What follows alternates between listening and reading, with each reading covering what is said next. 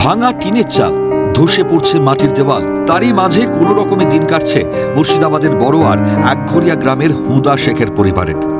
বৃষ্টি হলেই ঘুম মরে যেত বিশেষভাবে সক্ষম হুদা শেখের। তার অসহায়ত্বের কথা ফোন করে জানিয়েছিলেন অভিষেক বন্দ্যোপাধ্যায়ের হেল্পলাইন নাম্বারে। সেই একটা ফোনেই কামাল, সাহায্য পৌঁছে গেল দিন আনা দিন খাওয়া হুদা শেখের ভাঙা ঘরে।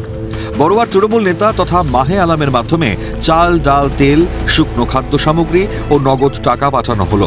হাতে গোনা মাত্র কয়েকটা দিন, তারপরই ঈদ। আর ঈদের আগে সাহায্য পেয়ে নতুন করে বাঁচার আশা দেখছে শেখ পরিবার।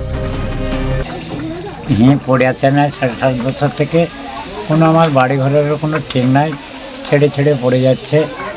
আবার খাদ্য কার কাছে চিঠিতে ওরকমভাবে খাচ্ছি।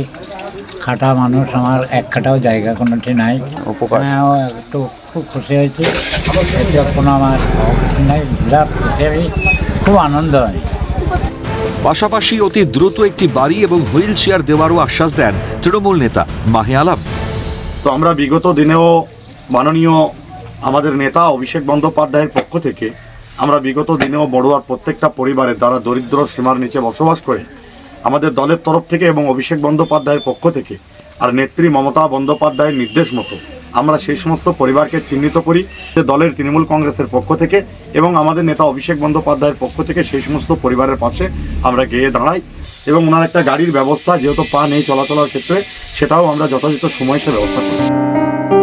যদিও এই প্রথম নয়, এর আগেও একাধিকবার দুস্থদের সাহায্যে হাত বাড়িয়ে দিয়েছেন তৃণমূলের সর্বভারতীয় সাধারণ সম্পাদক অভিষেক বন্দ্যোপাধ্যায়।